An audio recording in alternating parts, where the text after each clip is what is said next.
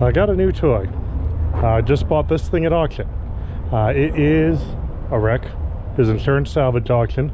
But I have a use for the transmission and a bunch of the other parts. So I bought the whole vehicle. Now, buying cars that are salvage at insurance auctions is fun, because you can go online, look at the thing, and just throw a number at it, guessing what's there. Now, the things you know is it probably was running when it got wrecked. The next thing you know is it's wrecked. And you know nothing about the history, what happened with it, what it was like beforehand. So it's sort of an interesting experiment to see exactly what people did with these things. So I just rolled it off the trailer. Part of the bumper fell off as I was rolling off the trailer, and I drove over it. So, you know, that happens. But it was going to be trash anyway. Now, let's take a look at it. First thing I notice, it has a hood scoop. Clearly this is a high performance vehicle, but I'm betting it's bone stock. Now, it should be a 4.3 with a 5-speed, which is why I bought it. I wanted a 5-speed to bolt to a small block Chevy, and that's the right one. So let's see. We have a tied up hood here. I have not even opened the hood yet.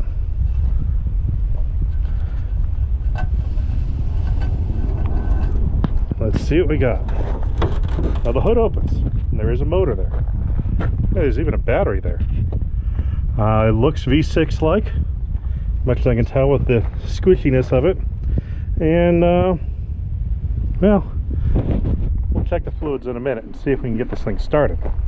But you can tell in the accident, it appears they drove directly into something.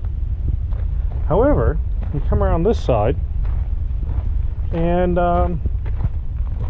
it appears they backed up directly into something too. So I'm not sure exactly how you do that. It doesn't look like it was rear-ended, because the taillights aren't even damaged. Both taillights are fine, but it looks like a pole. Something with red on it. But maybe they went full speed backwards and then someone hit them in the front end.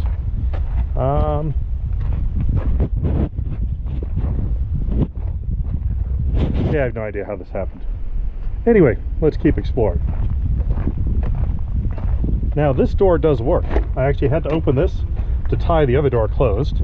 On the interior, see, the seat is loose. So it appears that they had some kind of giant stereo in this thing and yanked it out after they wrecked it. It's pretty gross in here. Hardware lying around. But the thing we care about is a 5-speed shifter. We're going to need that. Now let's see what else we got. Works beautiful. We have a toolbox which has a frog and random other things in it. We have a broken rim from a car that is clearly not this one. So I have no idea where that's from, but there's scrap aluminum. What else do we have? Little bits and pieces lying in the bed. I'm probably going to fill up a truck with trash on this one. Bit of red. This looks like the taillight from something, but as I mentioned before, the taillights are fine on this, so I don't know what's up with that. Aluminum rims, which are nice. Not the best style for what I want to do, but at least they're aluminum. And it does have 4 tires that seem to hold air. This one's a little squishy, but not too bad. Here we can see the giant power cable that someone cut. So I'm guessing that is from the gigantic amplifier that used to be in this, that someone removed, and the stereo's gone too. So betting the previous owner salvaged those out of there. This door kind of works, doesn't really shut. I had to tie that closed to get here. Oh, we can see, looks like this used to be blue at one point. We got a respray on that. We've got another tire that holds air, and luckily no locks. I bought some of these cars with locks on the wheels, and of course no key with them. So that's always fun. But by the walk around, it appears to be the parts I need. Let's see if we can get this thing running. So let's inspect a little closer. First thing I notice, which I find interesting, someone cut a hole in the hood. They made that tiny little hood scoop functional. to duct cold air to the windshield wipers, because the intake is way up here in the front end. So I'm not sure what they were trying to do with that, but it didn't really make sense. What else we got? I can see the fan shroud is hitting an idler pulley. Ooh, hey, look at that fan. That fan is not pointing the way it used to. So that's going to be a minor issue if I want to get this running. So I got that to contend to. The battery, or contend with. The battery is still hooked up. Oh, I love this. Check this out. The battery connection, this terminal has some wires shoved under it and tightened down. That appears to be household lamp cord. So they just stripped the ends, put both strands to the positive terminal, and just cranked it under. And it goes to some kind of gigantic fuse-like thing here. And then that lays directly against the exhaust manifold. So yeah, there's a fire waiting to happen. The battery doesn't seem to be leaking necessarily, which is nice. Some of these have cracked batteries, and that's always a mess. Let's see what else we got. Let's see if we have coolant. I doubt this radiator holds coolant, but we'll find out. Yeah, radiator's dry. The hose is kinked. I expect there's some issues there. So, let's see what else we got. Let's check the oil. Let's see if it has some. Oil is important. And that oil looks clean. That looks really clean. It also looks really over full, which is a little concerning. But well, at least it has some. Let's see. There's random bits of heater hose just sitting here. Interesting. Here it appears that someone used electrical tape to hold together the air conditioning. I also am seeing the compressor is unplugged. So I'm guessing, first off, both hoses are disconnected. We have no AC Freon. And the other thing is since they unplugged it, they obviously it hasn't been working in a while. They knew about this one. So no hope of AC, which, yeah, I really needed that. And with the water pump the way it is, but there is engine oil. Now I'm thinking with the water pump the way it is, none of the accessories are going to turn. The belt is all off, so I think the crank will probably spin, but the battery's probably dead. Let's see about that.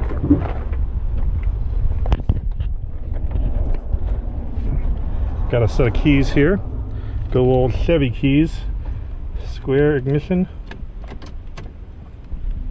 We got some life in the battery. Should I try starting this thing? Why not? We got engine oil, and all I need is a transmission, so what can it hurt? Here we go. Oh, nothing. Everything goes dim as soon as I turn the key. I should just jump start it. Really, that's the only solution.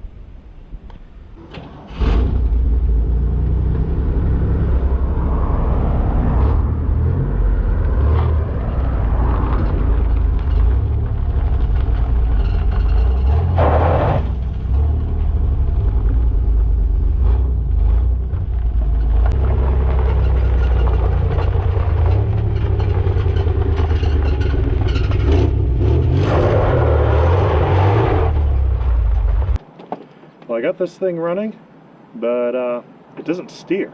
Can't even turn the wheel. I think the front end is causing a little bit of issue with the functionality. So, we're going to see if I can fix it. The fun way.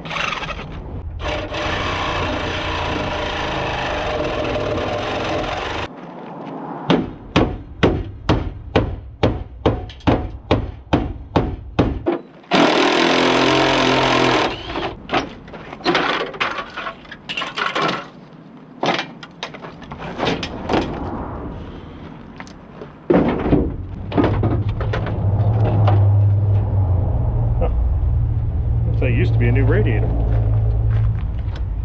Scrap metal. Where are you going?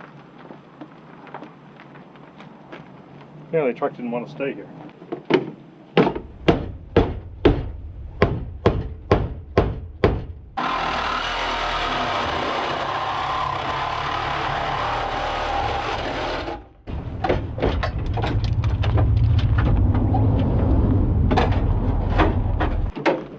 Scrap metal.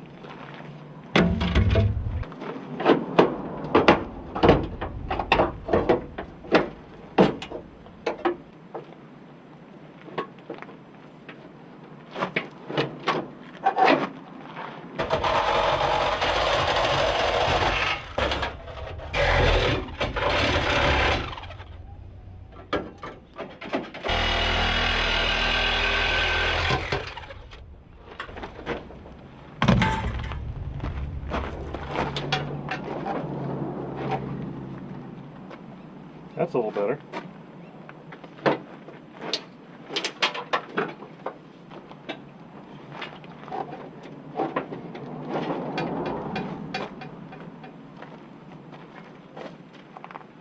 That's where it used to be.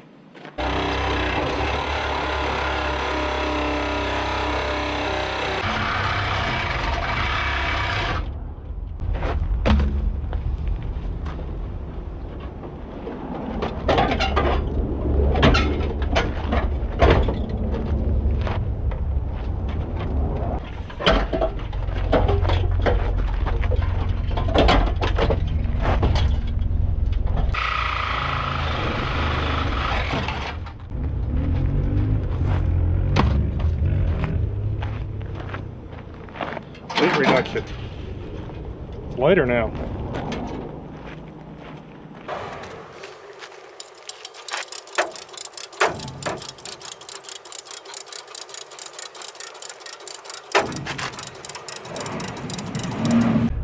The idler arm clears the frame rail now.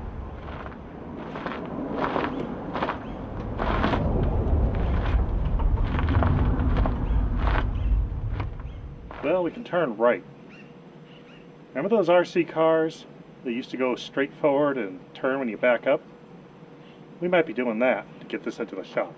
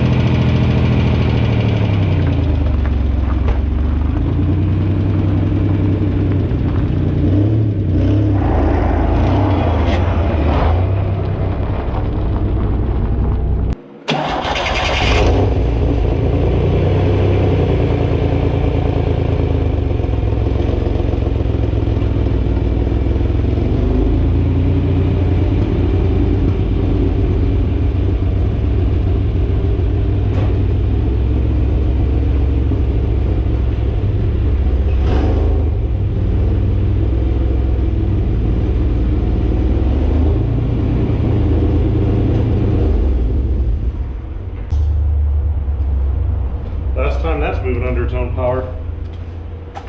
I ran into a bit of a problem.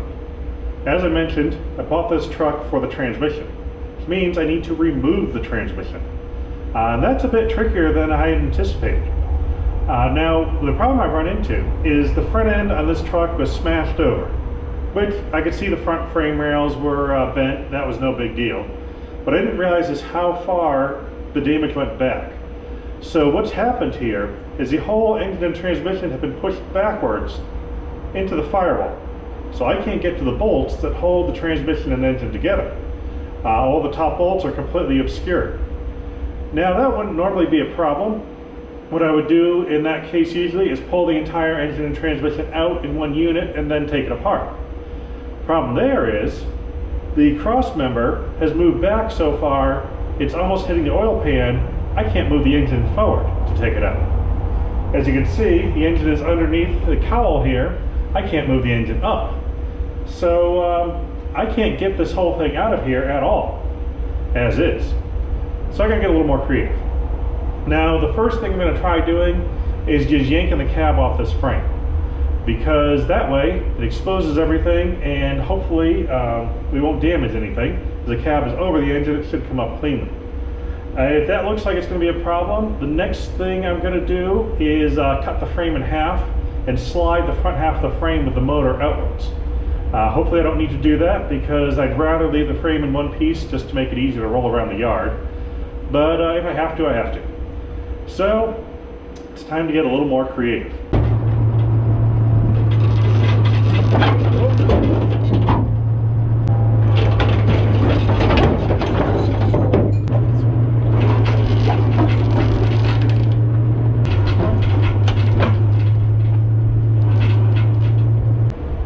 I got the main thing I needed, which is this NV3500 medium duty 5-speed that'll bolt behind a small block Chevy, like that one.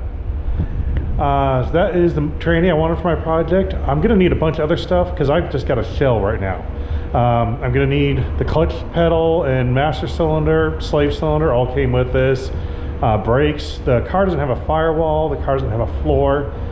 So I'm going to actually section out the entire firewall, floor pan, and all the pedals out of that S-10 so I can steal them for my next project. That way everything will work together. Hopefully it'll all work out nicely.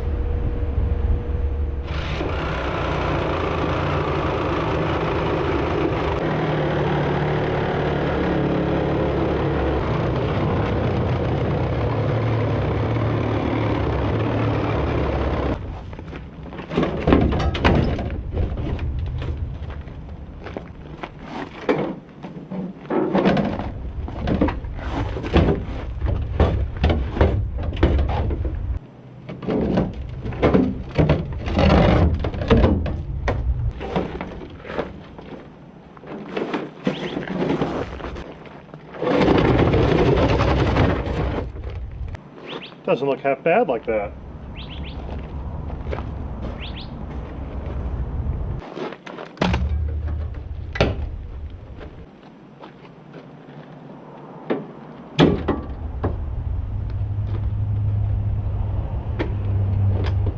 Getting in the back seat.